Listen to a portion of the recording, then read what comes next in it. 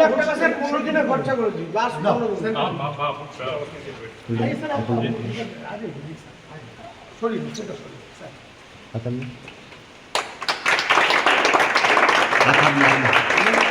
দ্বিতীয় for জেমাইটি TCS for Debashis বাবু তবে থেকে খারাপ করে দিলাম আই 15 দিন মাত্র invention make it go change করে না লাস্ট একটা রুম দেখেনি স্যার ভালো কি রুম করছে স্যার এটা অ্যাকচুয়ালি বাবা মার জন্য এরকম টাইপের রুম বানানো হচ্ছে আর আদারওয়াইজ 3 অকুপেন্সি আমি দেখাচ্ছি না স্টুডেন্টস বাবা মা তারাও থাকবে গার্জিয়ানদের জন্য যদি কোনোদিন গার্জিয়ান আসে এটা গার্জিয়ান রুম আমি নরমাল রুমগুলো দেখাচ্ছি হ্যাঁ আমাদের আইপিএস অফিসার এবং এমএলএ স্যার দেবাশিস ধর উপস্থিত আছেন তার মূল্যবান বক্তব্য শুনবো তার আগে তাকে একটু বরণ করে নিয়ে আমরা জিএমআইটির পক্ষ থেকে একটু এগিয়ে আসুন না একটু এগিয়ে এই প্রজেক্টরটা এ করছে রিফ্লেকশন করছে একটু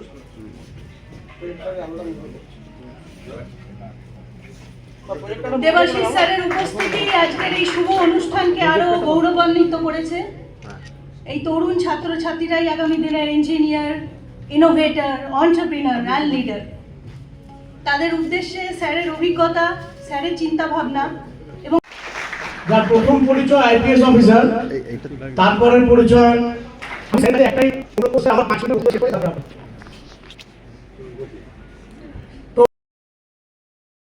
গ্রুপ এটাকে টেক ওভার করে নেওয়ার পরে যে উদ্যোগটা নিয়েছেন এটা তো নিঃসন্দেহে মানে এই এলাকার এই কলেজটা একটা গর্ব সেখানে সেই গর্বটাকে টিকিয়ে রাখতে গেলে বা সেটাকে আরো গ্লোরিফাই করতে গেলে যা উদ্যোগ নেওয়া সেটা তো অতি অবশ্যই নেওয়া দরকার এবং আমি চাইবো শুধু এখানেই নয় ওনাদের এই যে স্কুল হচ্ছে শুনলাম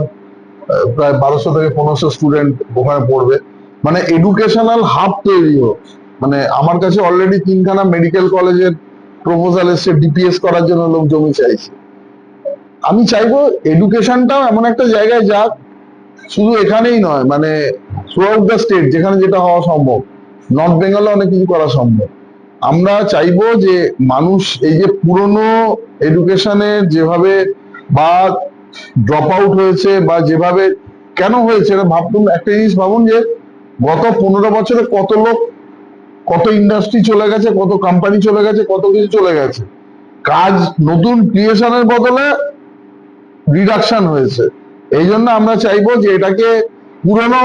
থেকেও অনেক ভালো অবস্থায় ফিরিয়ে নিয়ে আসা যাতে শুধু বারুইপুর নয় জেআইএস মোটামুটি পশ্চিমবঙ্গের মানচিত্রে যেভাবে জায়গাটা করেছে আরো তারা ভালো কাজ করতে পারে এবং Baruipur will be a role model